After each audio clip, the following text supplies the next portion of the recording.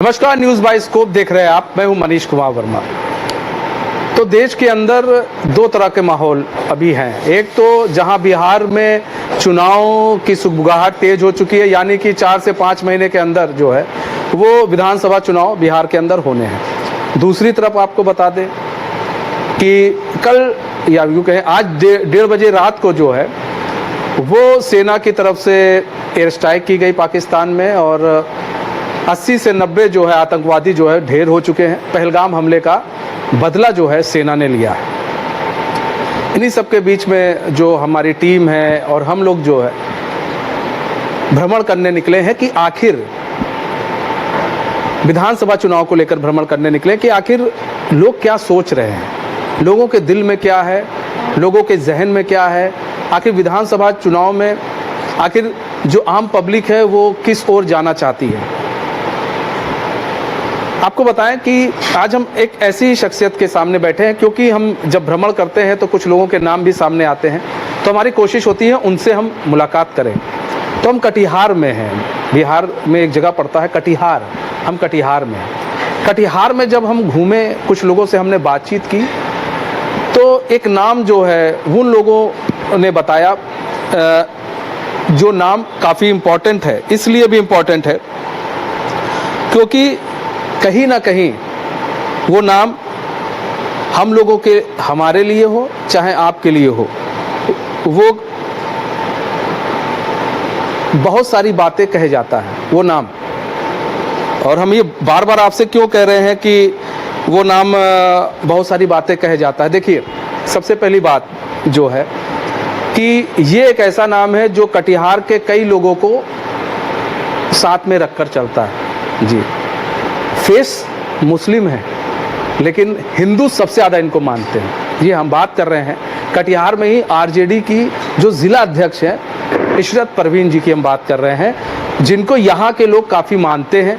हिंदू हो मुसलमान हो, यहाँ पर इनकी पैठ बहुत अच्छी है। और सबसे बड़ी बात यह है कि जब हम लोगों ने बातचीत की यहाँ के लोगों से, तो उन्होंने कहा कि एक बार आप जाइए और उनसे मिलिए। तो जिज्ञासा बढ़ी और हम इनके पास आए। इशरत परवीन जी, बहुत बहुत स्वागत है आपका न्यूज़ बाय स्कोप में। धन्यवाद मनीष जी। इशरत परवीन जी, सबसे पहले तो देखिए हम सवाल इसी पर आपसे लेंगे और जवाब भी चाहेंगे, क्योंकि अब भारतीय सेना ने एक बड़ा काम किया है, पाकिस्तान को घर में घुसकर मारा है और 100 किलोमीटर अंदर तक तबाह कर दिया है पाकिस्तान को भारत ने। पहलगाम हमले का बदला लिया है। आप किस तरह से देखती हैं इशरत जी? मैं ही नहीं, मेरे जैसे हर एक भारतीय आज गौरवान्वित है। और अपनी सेना के ऊपर हमें पहले भी विश्वास था, अभी भी है, और हमें गर्व है इस बात का कि हम भारतीय हैं। और हमने जो सिंदूर का बदला लिया है हमारे देश की सेना ने, हम अपनी देश की सेना को सैल्यूट करते हैं, उनको धन्यवाद करते हैं कि आपने एक हमारे देश के जो आम नागरिक थे, जो निर्दोष थे, जो टूरिस्ट थे, उनका कोई दोष नहीं था, उनको आतंकियों ने मारा और उसका बदला आज देश की सेना ने लेने का काम किया। अच्छा, एक चीज़ है कि कई बार देखा गया कुछ लोग, चूंकि हम ये पार्टी लाइन से थोड़ा हटके आपसे बात कर रहे हैं, देखिए कई लोग देखा गया कि कई लोग जो है जब पानी बंद कर दिया गया, सिंधु जल समझौता रद्द किया गया, भारत ने कुछ कूटनीतिक जब स्तर पर हमला किया पाकिस्तान पर, कई लोगों ने आवाज़ मुखर की, भारत के अंदर ही कुछ लोगों ने आवाज़ मुखर की कि ऐसा नहीं करना चाहिए, वैसा नहीं करना चाहिए। तो एक कहते हैं ना कि फिर लोगों के मन में एक विचार, लोगों सोचने लगे कि भाई तुम ऐसा कैसे कह सकते हो। एक तरफ तो हमारे यहाँ हमारे भाइयों को मार दिया गया, चुन चुन कर मारा गया उन्हें, और तुम कह रहे हो ये नहीं करना चाहिए, वो नहीं करना चाहिए। ऐसे लोगों को क्या आप मैसेज देना चाहेंगे कि जब इस तरह का आतंकी हमला होता है और जब सभी पार्टियों को एक साथ होना चाहिए, तो पार्टी के कुछ लोग ऐसे बयान भी दे देते हैं और कुछ भारत के अंदर ही कुछ लोग ऐसी ऐसी बातें कहते हैं, उनको क्या आप मैसेज देना चाहेंगे? देखिए, मैं उनको यही मैसेज देना चाहूँगी, भारत की सेना, भारत के प्रधानमंत्री, हमारे नेता ने कहा और सभी पार्टी के दलों के नेताओं ने कहा कि हम उनके हर निर्णय के साथ हैं। ये कूटनीतिक निर्णय अगर भारत के सेना ने या भारत के प्रधानमंत्री ने लिया तो उनके साथ भी हमारे लोग हैं, सारे लोग हैं। और कुछ ऐसे लोग जो इस पर उंगली उठाने का काम करते हैं तो उनका हम नादानी ही मानते हैं इस बात को, क्योंकि देश के कूटनीतिक फैसले और जो कानूनी फैसले हैं वो उसमें भी बहुत सारी ऐसी चीज़ें हैं जिस पर देश के प्रधानमंत्री को निर्णय करने का फैसला लिया है उन्होंने। और इसके साथ पूरी देश की जनता, सभी राजनीतिक दल, यहाँ पर कोई दल नहीं है, सभी एक होकर के हम लोग उनके साथ हैं। यही चीज़ देखिए, यही जज्बा होता है। और ये देखिए इशरत परवीन जी हैं, नाम इशरत परवीन है, लेकिन जब देश की बात होती है तो यही इशरत परवीन जी सबसे आगे खड़ी होती है। तो ऐसा नहीं है, देश के अंदर आज भी जो मुसलमान हैं वो आज भी तिरंगे झंडे को सल्यूट और सलाम करते हैं और उससे सबसे आगे रखते हैं। फिर बाद में देखा जाता है क्या नहीं। अब हम आ जाते हैं, थोड़ी राजनीति पर आ जाते हैं इशरत जी। 2025 में बिहार में चुनाव है, इसी साल चुनाव है, 5-6 महीने बचे हैं इशरत जी। इस चुनाव को किस तरह से आप ले रही हैं? और कटिहार की बात करें, कटिहार विधानसभा में क्या लग रहा है कि ऐसा क्या काम नहीं हुआ है जो होना चाहिए और यहाँ की जनता उस चीज़ से काफ़ी त्रस्त है? देखिए, सिर्फ कटिहार विधानसभा की अगर आप बात करते हैं तो कटिहार विधानसभा में जो है बहुत ऐसी चीज़ें हैं जो सब चीज़ से परे उठ करके सामाजिकता के नाते समाज के विकास के लिए हम लोगों को काम करना चाहिए। ये सोच होनी चाहिए। ऊंच नीच, जात पात, इससे ऊपर उठने की ज़रूरत है। अगर समाज के विकास के लिए हम आगे आना चाहते, समाज को जोड़ के चलना चाहते हैं तो इसके लिए हमको आगे आना पड़ेगा। जो कुछ चीज़ें अभी मैंने देखा कि अपने इलाके में, इस नगर क्षेत्र में ही आप बहुत ऐसे मोहल्ले देखेंगे जहां पर इस बात का आपको महसूस आप करेंगे कि हो सकता है कि राजनीतिक दलें अलग हो सकती हैं, विचारधाराएं अलग हो सकती हैं, लेकिन पब्लिक तो सबके लिए है। अगर कोई एमएलए बनता है वो सबके लिए बनता है, अगर आप कोई एमपी बनते हैं तो सबके लिए बनते हैं। तो उसमें ये चीज़ें नहीं आनी चाहिए कि हम मोहल्ले को बांट दें। तो आप देखेंगे मनीष जी, आप घूमेंगे मोहल्लों में, बहुत सारे ऐसे मोहल्ले हैं जहाँ अभी भी सड़कें नहीं बनी, अभी भी वहाँ पर जो है मूलभूत समस्याओं जिनको कहते हैं सड़कें, बिजली, पानी, नाले, ये नहीं है। आप ऐसे मोहल्ले देखेंगे, आप जाएंगे देखिएगा, अभी भी शहरों के अंदर लोग चचरियाँ बना करके अपने घरों तक जा रहे हैं। ये बहुत ही अभी के समय में, इस युग में, हम 21वीं सदी में जी रहे हैं। इस 21वीं सदी में भी इस समय में लोग दिन गुजार रहे हैं, ये बहुत ही सोचनीय विषय है। इसमें हर राजनीतिक लोगों को जो सामाजिक सेवा में हैं, हम उनसे यही कहेंगे कि समाज की सेवा के लिए हर चीज़ से ऊपर उठ करके समाज को, लोगों की भलाई के लिए काम करें। समाज की भलाई के लिए काम करें, अच्छी बात आपने कही। और एक चीज़ और भी है, हम घूम रहे, थोड़ा उस पर भी हम थोड़ा चर्चा करना चाहेंगे, चूँकि ज़रूरी है। क्योंकि जब हम घूम रहे थे तो कई लोगों से मेरी बात हुई, कई आम पब्लिक से बात हुई, तो इशरत जी उन्होंने एक चीज़ कही कि आप रामायण काफ़ी सुनती हैं और रामायण सुनती हैं और इन सब पर बड़ा चर्चा विचार भी करती हैं, लोगों से बातचीत भी करती हैं, किसी भी हिंदू फैमिली के पास जाइए तो उस पर चर्चा भी करती हैं। तो ये चर्चा इसलिए करती हैं कि अगर कभी ऐसी बात हो जाए तो आप जवाब दे सकें, या फिर इसलिए करती हैं कि नहीं आपको भी लगता है, मन लगता है और आप भी मानती हैं कि नहीं प्रभु श्री राम हैं और उनके बारे में चर्चा करना कोई गलत बात नहीं है? देखिए, राम मर्यादा पुरुषोत्तम राम, उनकी जब आप उनको जब देखते हैं तो उन्होंने सब कुछ त्याग करके, वो अपने राज्य को त्याग करके वनवास चले गए। और उनकी जो है, जब उनको आप देखते हैं तो एक ऐसे महापुरुष के रूप में देखते हैं। वो तो पूजनीय है ही, वो माननीय तो है ही, जो उनको मानते हैं, पूजते हैं। लेकिन उनकी जो महानता, उनकी सोच, उनकी विचारधारा को लोग नहीं मान रहे हैं अभी। हमको ये लग रहा है कि अगर उनके बारे में देखें, सुने और जाने, उनको समझने की कोशिश करें, तो आज के युग की जो पीढ़ी है ना, वो व्हाट्सएप और फेसबुक के जाल में फंसी हुई है। अगर रामायण को पढ़े, अगर रामायण को समझे, तो वो जानेंगे कि राम ने क्या कहा और राम ने समाज को किस दिशा में जाने को कहा, और उसको लोग भूल गए हैं। और राम के नाम को एक एजेंडा बना करके, राम के नाम को एक राजनीतिक हथकंडा बना करके उसको इस्तेमाल कर रहे हैं, जिसको हम नहीं उसको मानते हैं। हम राम की जो भावनाएं, उनकी जो विचारधारा है, जो वो जिसने उन्होंने जो किया समाज के लिए, वो उन्होंने एक सबरी के झूठे बैर को भी खाया, तो उसकी महानता को तो जितना भी व्याख्या किया जाए वो कम है, शब्द नहीं है। और देखिए बड़ी सही बात इन्होंने कही, एक एक बातों को इन्होंने रखा और साफ तौर पे कहा कि जो अगर बच्चे आज रामायण का पाठ पढ़ें या फिर प्रभु श्री राम के बारे में पढ़ें, तो ये जो व्हाट्सएप और फेसबुक के जाल में फंसे हुए हैं, उधेड़-बुन में फंसे हुए हैं, उससे बाहर निकलेंगे। और राम का नाम लेना ही काफ़ी नहीं है, उनकी विचारधारा पर भी आगे बढ़ना ज़रूरी है। अच्छा, एक चीज़ और भी जानना चाहेंगे कि अभी बड़ी सारी चीज़ें चल रही हैं इंडिया अलायंस को लेकर, और इधर बात किया जाए एनडीए को लेकर चल रहा है, लेकिन अभी कहा जा रहा है कि जो महागठबंधन है वो काफ़ी सारी चीज़ें तय नहीं कर पा रहा है, बहुत सारी चीज़ें तय नहीं हो पा रही हैं, बड़ी सारी चीज़ों पर पेच फंसा हुआ है। वो कब सही होगा? कब आप लोग को लग रहा है कि साथ में मिलकर लड़ना है? आपको क्या लगता है, अकेले लड़ना चाहिए या फिर साथ में ही लड़ना चाहिए? देखिए, हमारे नेता ने फैसला कर लिया है, इसमें कोई उधेड़-बुन की स्थिति नहीं है, कोई पेच की बात ही नहीं है। वो पिछले समय 2020 में भी क्लियर था और आज भी क्लियर है। मीडिया के लोग इसको क्यों बोल रहे हैं कि पेच फंसा हुआ, वो तो मीडिया के लोग जान रहे होंगे, वही लोग बताएंगे। ऐसा कुछ हमारे इंडिया गठबंधन में, महागठबंधन में ऐसा कोई पेच नहीं है, फेस क्लियर है और जो सबको ही जान रहा है। और जो नादान बने बैठे हैं तो वही बताएंगे क्यों नादान बने बैठे हैं।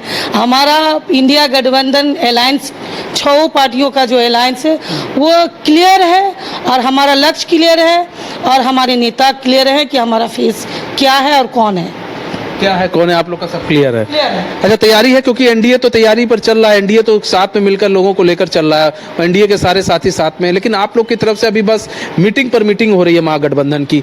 अभी कहीं पर भी एक मंच पर आप लोग साथ आकर ये नहीं दिखा पाए कि हम साथ हैं, और लास्ट मूवमेंट पे अगर आप लोग आएंगे साथ में तो क्या लग रहा है कोई फायदा भी होगा उसका, क्योंकि तब तो फिर वोट कोई और ले जाएगा। हम तो हमेशा से अब साथ में ही, इंडिया गठबंधन जो भी अभी काम चल रहा है सामाजिक तौर पर, गांव में, टोलों में, पंचायतों में, प्रखंडों में, हम लोग ज्वाइंटली कर रहे हैं। आपको किसने कह दिया कि हमने देखा है, क्योंकि कहीं पर जा रहे हैं तो तेजस्वी यादव जा रहे हैं तो वहां पर अकेले कर रहे हैं, अभी कांग्रेस ने अब शुरू किया धीरे धीरे। हमारे नेता ने 3 बार, हमको लगता है ये 4 तारीख को चौथी बार इंडिया अलायंस की मीटिंग सभी जिला अध्यक्षों, प्रकोष्ठों के अध्यक्षों, प्रधान महासचिवों के साथ, यही तो रीढ़ है ना पार्टी की। पार्टी का रीढ़ तो यही है। जब पार्टी की रीढ़ के साथ में, सभी दलों के पार्टी की रीढ़ के साथ में मीटिंग्स हो रही है, सभी हम एक साथ मिल करके चल रहे हैं, तो हम कहाँ अलग मीटिंग्स कर रहे हैं। मीटिंग तो यही है, सभी दलों के नेता थे उसमें, सभी दलों के कार्यकर्ता थे उसमें, और हम लोगों ने 5-6 बार कर चुका है और ये दौर चल रहा है। हम अभी हम लोग करने जा रहे हैं, अभी सामाजिक न्याय परिचर्चा चल रहा है हमारा, ये सब हम लोग चला रहे हैं। तो उसमें कोई भ्रम की स्थिति नहीं है कि इंडिया गठबंधन या हमारा महागठबंधन कोई अलग हो करके चल रही, कुछ नहीं। हमारा नेता एक है, हमारा फेस क्लियर है, और हम सभी जो गठबंधन दलों के लोग हैं, हम एक साथ एकजुट होकर के आने वाले 2025 के 4-5 महीने के बाद मुंहतोड़ जवाब एनडीए गठबंधन को देने जा रहे हैं। और यहाँ की जनता ने ये फैसला किया है, हम नेताओं के फैसले से कुछ नहीं होगा। आप मनीष जी जाइए गाँव में, टोलों में, आप पूछिए तेजस्वी यादव जी के बारे में, उनसे कहिए कि उन्होंने क्या किया समाज के लिए 17 महीने में, जबकि हम सहयोगी दलों के रूप में उनके साथ थे।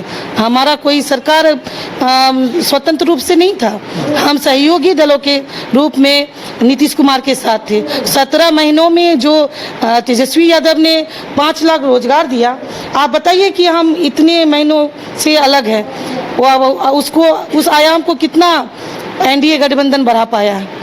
और वही जो निर्णय हमारे नेता ने किया हुआ था उसको वो आगे बढ़ा रहे हैं। अभी स्वास्थ्य विभाग में अभी निकालने का था, अभी 2.5 लाख नियुक्तियां निकालनी थी, क्यों नहीं आप निकाल रहे हैं?